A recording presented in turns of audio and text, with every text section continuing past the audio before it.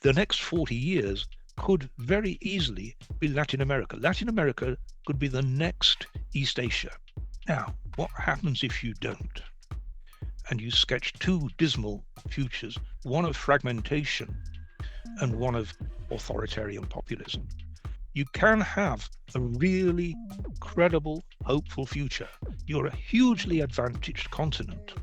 You've got vast natural resources, vast land area relative to your population. You've got a unity of language which is unrivaled in any other continent. It's up to you as a community to come together around some exciting common purpose in which all people will win. The poorest will win the most. And the people who have to make the first sacrifices to move that together are obviously going to be the richest, the business community. They don't have to be massive sacrifices, but they have to be indications that make it credible. Then governments need to become much more modest and recognize that they've been overly powerful. The more government creates limits on itself, legal constraints that prevent it being corrupt, legal constraints that prevent it being stupid, those are the constraints which then free people to trust the government, to start to trust. So you've got a great opportunity. You need to come together and seize that opportunity. And that is entirely within your power, individually and collectively.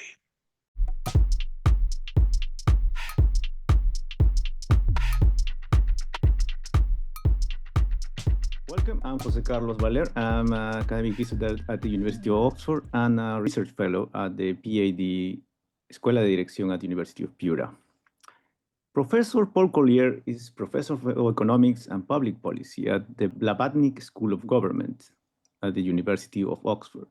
He's a former director of the Research Development Department at the World Bank and has been knighted for his services to promoting research and policy in Africa and the developing world. His books include the groundbreaking The Bottom Billion, The Future of Capitalism, and now his latest, The Left Behind, A New Economics of Belonging. In our interview today, Professor Collier's The Left Behind makes a powerful diagnosis of why communities collapse when elites abandon their duty to place and a call for rebuilding dignity and cohesion in fractured societies. Professor, welcome, and thank you for joining us. Thank you very much for inviting me on. All right, let's begin with your central claim. In The Left Behind, you write that economic decline is often preceded by moral decline, that societies lose their shared sense of belonging before their economics falter.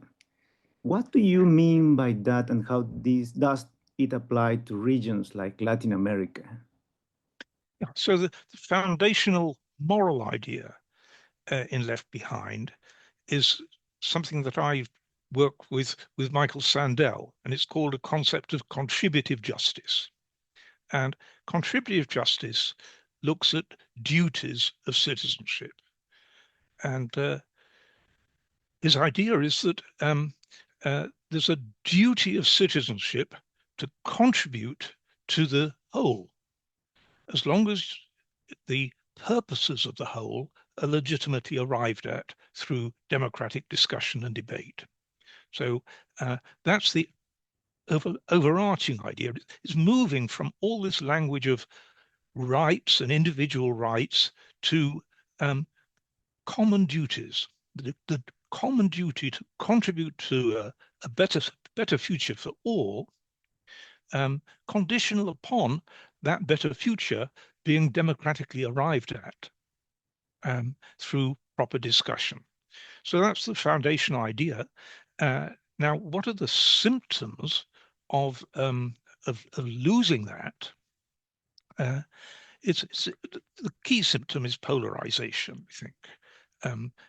A refusal to listen meaningfully to the other side. Now, that's been true in a lot of Latin America for a long time.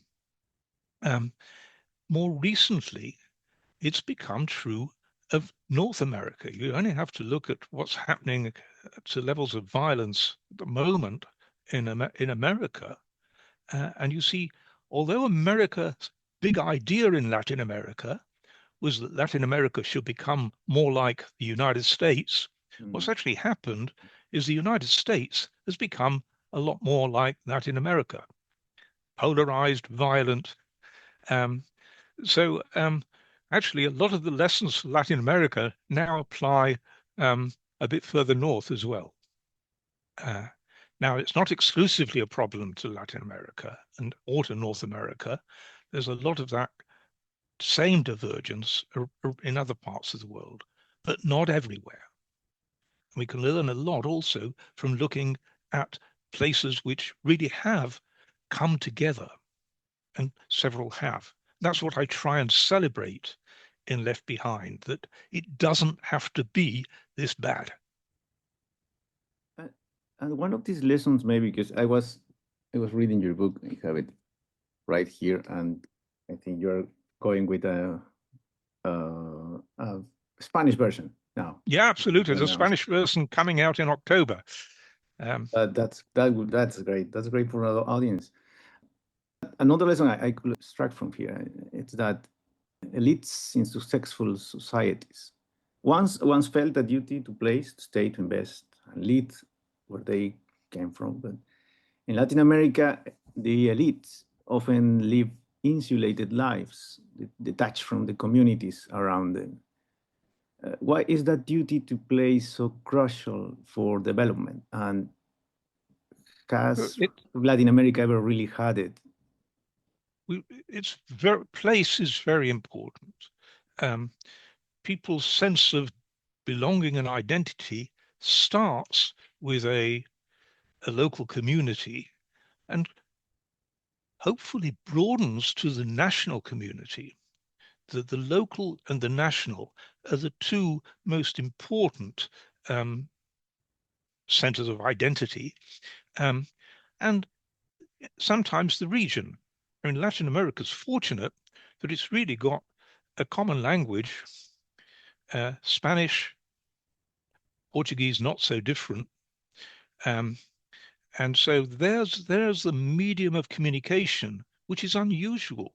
You don't find that same asset in any other region, really. One of the regions I work on a lot is Africa, where even within the country, you'll have maybe 40 or 50 different languages, which is very hard to build national cohesion. And you certainly don't have a common language in Europe. It's a myriad of national languages. So there's a lot that Latin America has going for it. It really shouldn't be that difficult to get beyond the current polarization. You're right. Place matters far more than economists were ever willing to admit. Yes. In Latin America, megacities like Mexico, Sao Paulo, Lima dominate politics and wealth, while vast regions are left behind. Are these megacities engines of growth and cohesion, or symbols of abandonment for the rest of their countries? Well, at the moment, they're the latter. And indeed, these megacities are dysfunctionally big. The only sort of 30 million city that works anywhere, I think, is Tokyo. And Tokyo, it works because the Japanese are so wealthy that they've managed to install the infrastructure which makes it feasible for Tokyo to just about work. Though even then it depends upon very long commutes in very crowded underground trains. No Latin American city is rich enough to be able to afford that sort of infrastructure. And some mayors recognize that. I work quite a lot in Colombia, and a few years ago, a former mayor of Colombia Bogota, so she, and she herself said, we don't want Bogota to get any bigger. It's already dangerously big. We're struggling to cope with the infrastructure. And so she herself said it's very important that we develop the rest of the country, because otherwise, if Bogota is the only place that has promising prospects, everybody will want to come to Bogota, and that's completely unmanageable. We've got to, she herself was very passionate about helping the regions.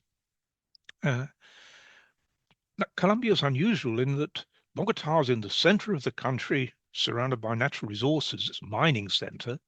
And the two coastal regions, the Atlantic Caribbean and the Pacific, they're the poor regions. Usually, coastal cities are the prosperous ones, but not in Colombia. And so I've been working with Barranquilla and the Atlantic Caribbean, which is potentially a thriving place, used to be a thriving place, but fell on hard times. And like a lot of Latin America, Colombia is far too centralized in that capital, Bogota, far too centralized. It's true at the political level, big politics centered around the president. And you get an echo of that in business, where there's a big business leader who sees himself as the commander-in-chief, issuing orders to the rest of the staff. And that's a very dysfunctional form of capitalism. It humiliates people unnecessarily. That might be what you call for this shared moral narrative to rebuild broken societies. Completely. Can it be built on old traditions, or does it require something entirely new? I think it's always useful to look back on old traditions. It's important that every society and every place feels proud about its past. And that doesn't mean it has to overlook every blemish and wrinkle, but denigrating your past is, I think, very unhealthy. Or blaming either your past or blaming the big baddie to the north is also very debilitating. It sort of retreats into victimhood. We can't do anything because. And victimhood is always dysfunctional. However bad your situation is now, you're pretty much on your own. You and only you will have the knowledge and some agency to get out of it. Now you can demand reasonably more agency, more resources to help you, but it's you who has to be the people who think, how do we face this set of problems that we're in at the moment? How do we collectively build out better? And there are plenty of examples around the world of places that have done that. So it's not a hopeless endeavor by any means. And one of the purposes I've left behind is to catalog from around the world these many stories of societies which did renew themselves, did come together and recover. And some have been spectacularly successful. And my favorite example is a Spanish region, the Basque region of Spain, which became a spectacular disaster. It was a sort of old Rust Belt industries that all declined and collapsed. On top of that, it had a lot of violence because there was a very violent Basque separatist movement, analogous to the FARC in Colombia or whatever, or the Shining Path or something. So the Basque separatists were very violent. And like a lot of violent organizations, they turned most viciously against the peaceful people who also believed in Basque independence, but didn't want to use violence. And so a lot of them were murdered by the violent faction. And yet, originating actually in someone called Jose, Father Jose, Mm-hmm. who was a young Catholic priest in a small town in the Basque region. Very unpromising beginnings, and it took a long time, but he built a cadre of people who understood how to bring people together, and above all, how to establish new little firms that had a moral responsibility towards their employees, but also were innovative. And so we're looking at opportunities, trying to find the opportunities of the future. So they were forward-looking, not backward-looking in regrets and grievances and blame, but forward-looking, finding business opportunities that could work in the context. And that just prospered and prospered. They kept setting up businesses, new businesses that sort of spun off, and the businesses grew so that they worked together on common projects like common training institutes, common research institutes. It's now become an organization called Mondragón, and Mondragón has 90,000 employees. It's one of the biggest firms in Spain, and the Basque region is now one of the most prosperous regions in the whole country. And so that's a huge success. Which started with a moral precept, but then worked in business communities.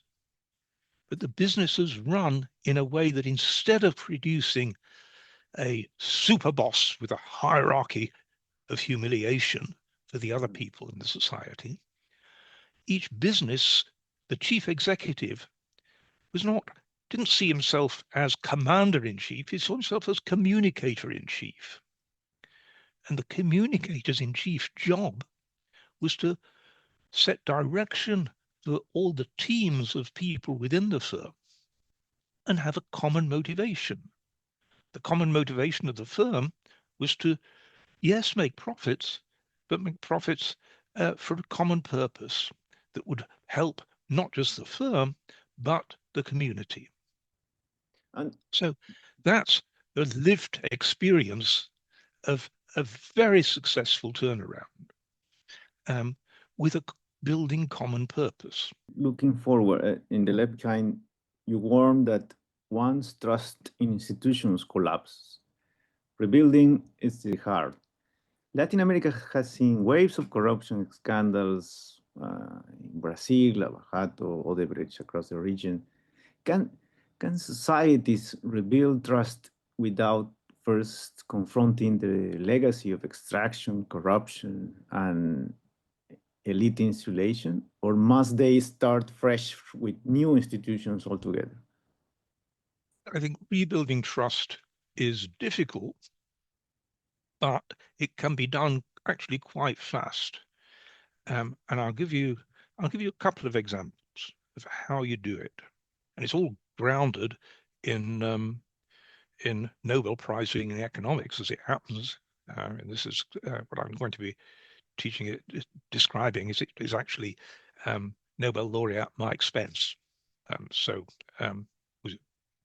Was a friend of mine. I'll first give you an example of Lee Kuan Yew in Singapore. We're going back to not the Singapore as is now, the most prosperous country in the world. We're going to go back to 1961. It's bitterly divided by race, by religion, and by ideology. Chinese population, half the Chinese population is looking to Maoist China, wanting to take it into communism, which would of course be disastrous. and the other half is looking to consumerist America and wanting to be America. And Lee Kuan Yew is a young guy who stands for the presidency, and he campaigns against corruption. And he's no money, but he's got along comes a man who says, "Well, I support you. I'll bankroll you." And so when he actually wins on this campaign of we've got to reduce corruption, because indeed Singapore at the time is deeply corrupt. So it's hate-filled, polarized, corrupt. And so Lee Kuan Yew wins on this slogan of we'll get rid of corruption. And he rewards his financial backer with a position in government. And then he discovers that his financial backer is corrupt. Is using his position corruptly. So what do you do? I'll tell you what he did. He prosecuted him and made sure he was jailed.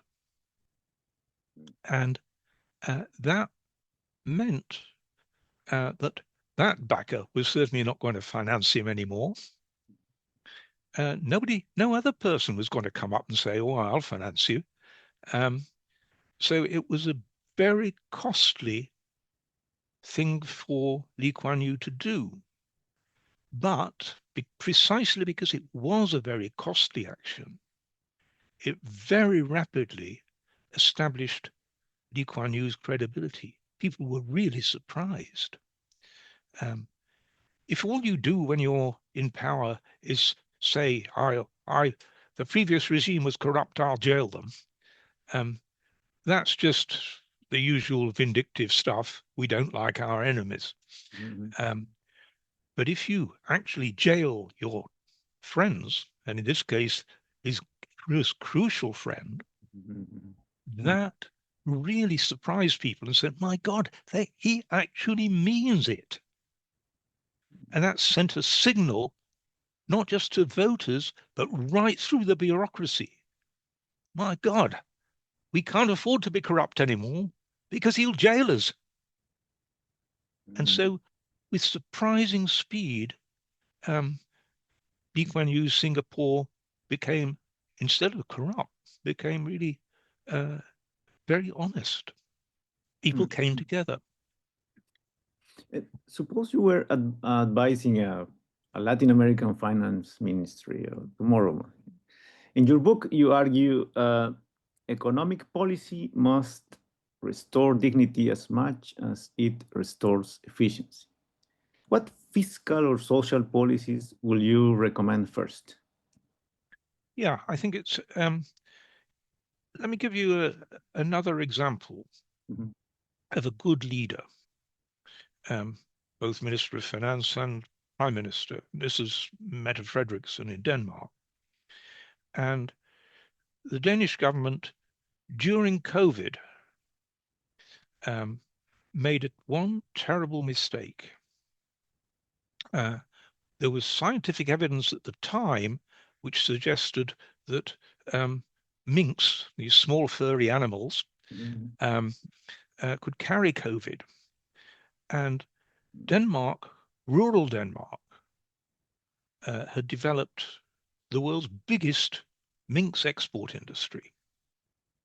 And that was very important in rural Denmark because the hub of the economy was the urban center Copenhagen, but the rest of the economy, rural, Jutland, huge area, the nowhere parts of the country, they depended on this minks production.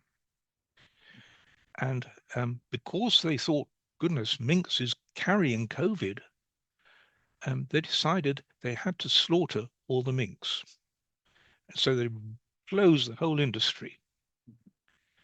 And then, once they'd done that, slaughtered all the minks, the scientific evidence changed. And they found there's no evidence, it doesn't carry COVID after all. And Mette Frederiksen went on television and said, I'm not going to blame the Ministry of Agriculture for this. I'm not going to blame the science. We in the cabinet, the entire cabinet took this decision, led by me. And so I personally and the entire government take responsibility for this terrible mistake which ruined a lot of people. Of course, we will pay full compensation to these people, but we understand that this is not just individual people who've been bankrupted, but whole region of the country.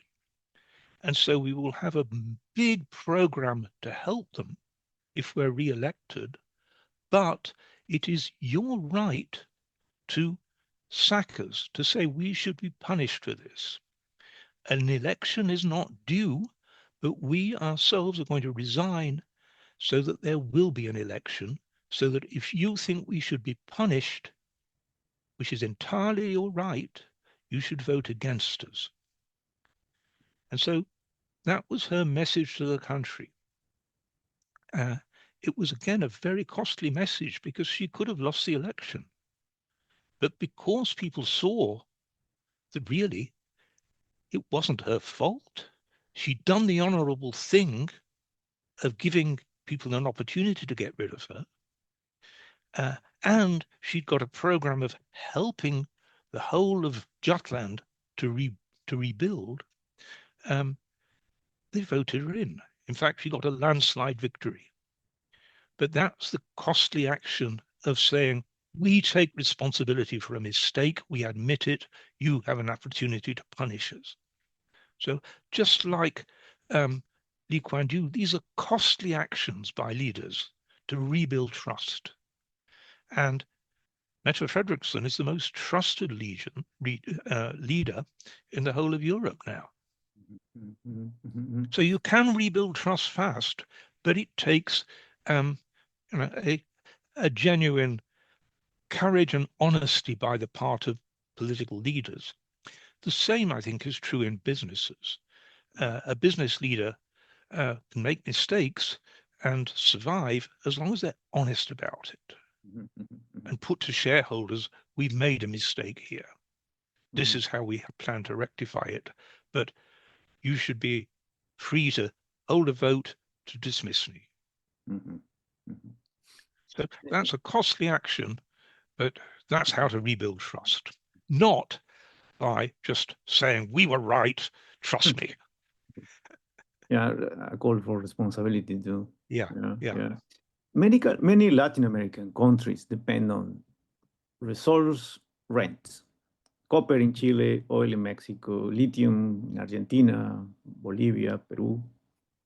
But as you note, resource health often breeds rent-seeking instead of cohesion.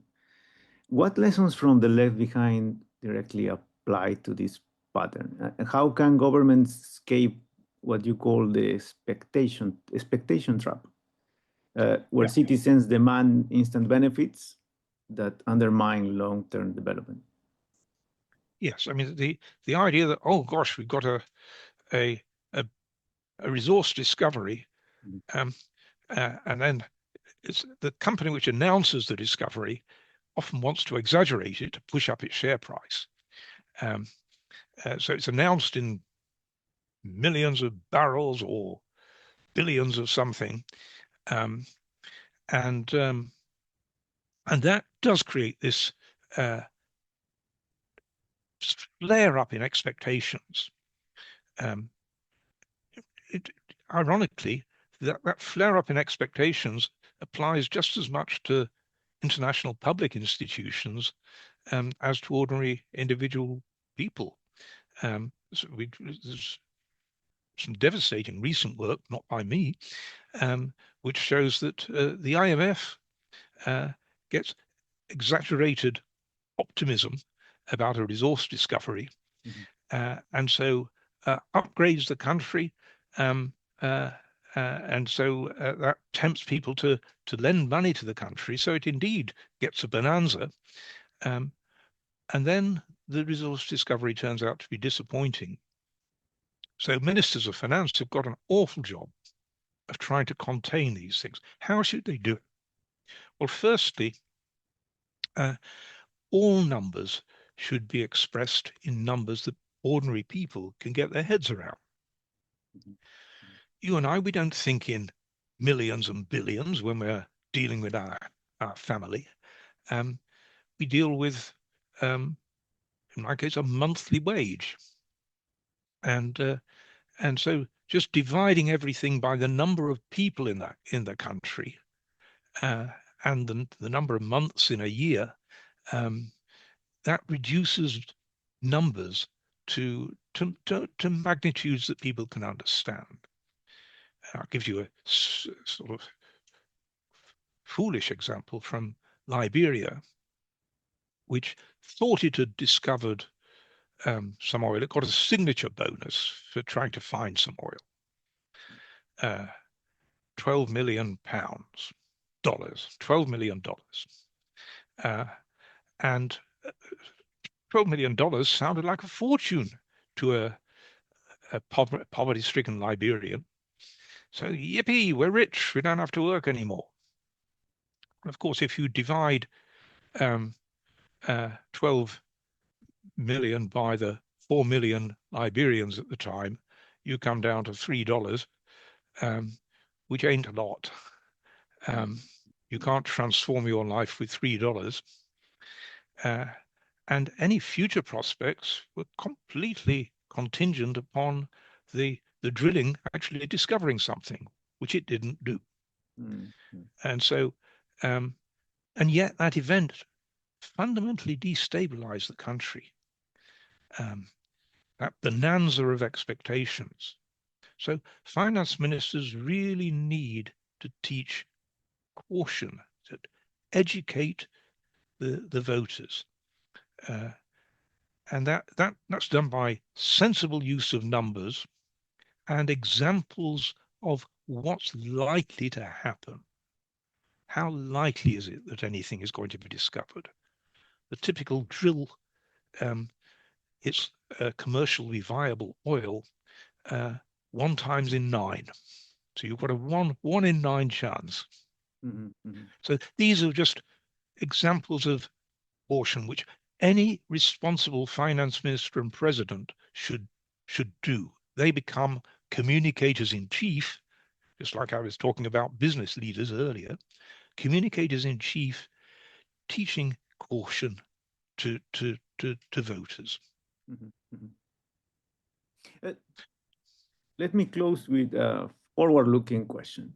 If Latin America fails to rebuild these institutions, fails to restore dignity, and fails to bind elites back to place, what then? Do you see the region drifting toward authoritarian populism or something even more fragmented?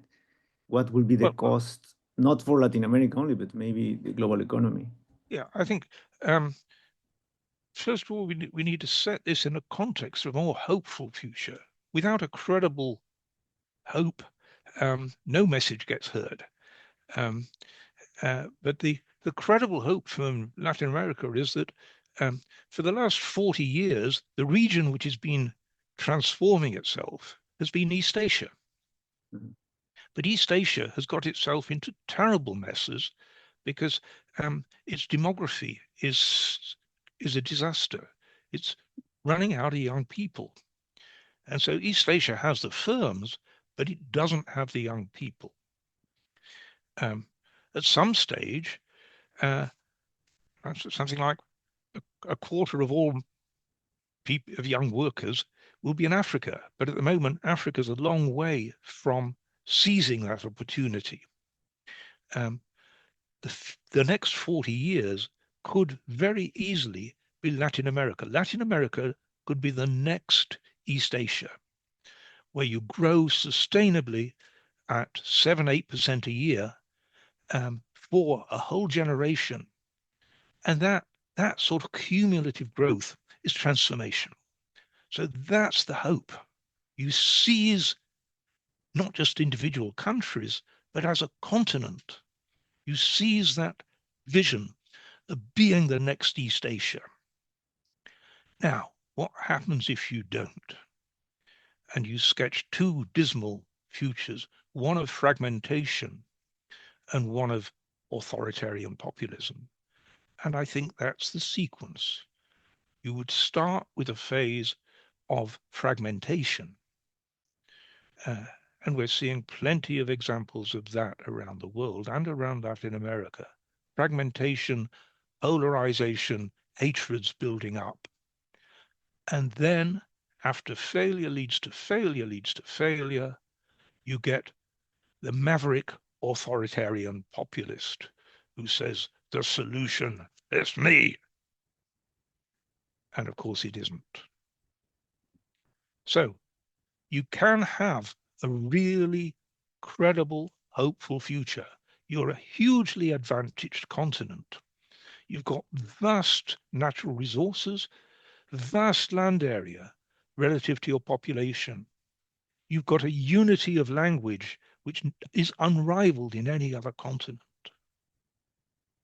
And so it's up to you as a community to come together around some exciting common purpose in which all people will win. The poorest will win the most. And the people who have to make the first sacrifices to move that together are obviously going to be the richest, the business community.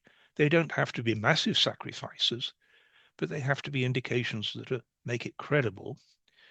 And we have to build, the governments need to become much more modest and recognize that they've been overly powerful.